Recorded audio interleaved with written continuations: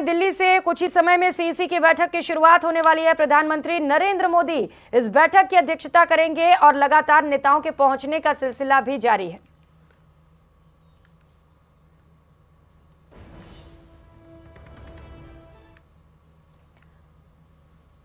तो थोड़ी ही देर में सीईसी की बैठक की शुरुआत होगी। बीजेपी के राष्ट्रीय अध्यक्ष जेपी नड्डा से लेकर वहां पर तमाम जो दिग्गज नेता इस बैठक में मौजूद रहने वाले हैं वो पहुंच चुके हैं और बैठक की शुरुआत होगी और इसके बाद चर्चा की जाएगी, मंथन किया जाएगा शेष बचे हुए 76 नामों पर, जिसे लेकर लगातार पेच फंसे हुए हैं। और ये वो सीटें हैं जो सबसे बड़ा चैलेंज लगातार बीजेपी के लिए बनी हुई हैं। तो सीधी तस्वीर इस वक्त दिल्ली से आपको दिखा रहा है। प्रधानमंत्री नरेंद्र मोदी पहुंच चुके हैं मुख्यालय और कुछ ही समय में बैठक की शुरुआत होगी।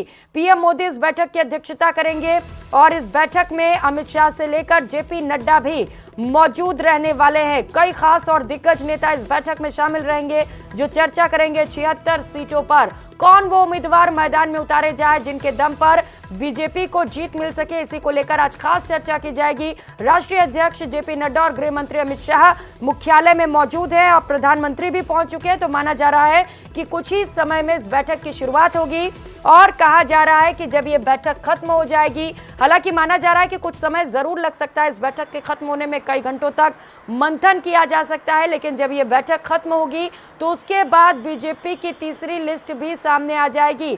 76 नाम शेष बचे हुए हैं। कुल 76 उम्मीदवारों को अभी मैदान में उतारा जाना है, लेकिन बीजेपी के लिए ये चैलेंज इसीलिए भी है क्योंकि जब पहली और दूसरी लिस्ट सामने आई तो लगातार बीजेपी को बगावत का सामना करना पड़ा है। अब ये बगावत ना हो, पार्टी के लोग एकजुट रहें, वैसे नामों को मैदान में उतारा जाए जिसे लेकर निर्विवादित सभी लोग समर्थन दें और वो चेहरा विवादित ना हो। इसी चेहरे को ढूंढने की कोशिश बीजेपी की ओर से की जा रही है। साथ ही साथ कोशिश ये भी है कि जिताऊ उम्मीदवार को मैदान में उतारा जा सके जिससे कि पार्टी इस बार सत्ता में वापसी कर सके।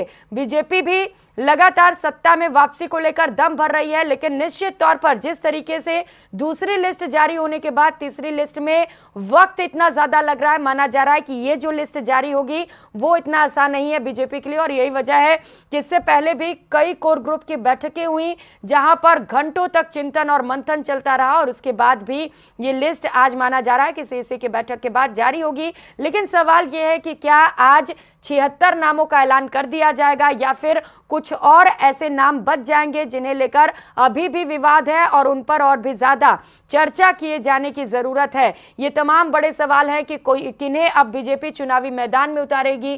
क्या दिग्गजों के नाम शामिल होंगे या नए चेहरों को इस लिस्ट में मौका मिलेगा? महिलाओं को कितना मौका मिलेगा? क्योंकि लगातार महिला शक्ति वंदन अधिनियम लाने के बाद से बीजेपी ये दावा करती आ रही है कि महिलाओं के लिए सोचने वाली पार्टी, महिलाओं को सशक्त करने वाली पार्टी बीजेपी ही है। ऐसे में माना जा रहा है कि कुछ महिला दावेदारों को भी बीजेपी मैदान में उतार सकती है, कुछ युवाओं पर भी फोकस रह सकता है। अब देखना है कि कितने सिटिंग एमएलएस के टिकट काटती है बीजेपी और कितने नए चेहरों को मौका मिलता है। तस्वीरें लगातार आपको दिखा रहे हैं। दिल्ली से ये तस्वीरें हैं। थोड़ी ही देर में बैठक की शुरुआत होगी। जब प्रधानमंत्री नरेंद्र मोदी पहुंचे तो जेपी नड्डा वहां पर मौजूद रहे।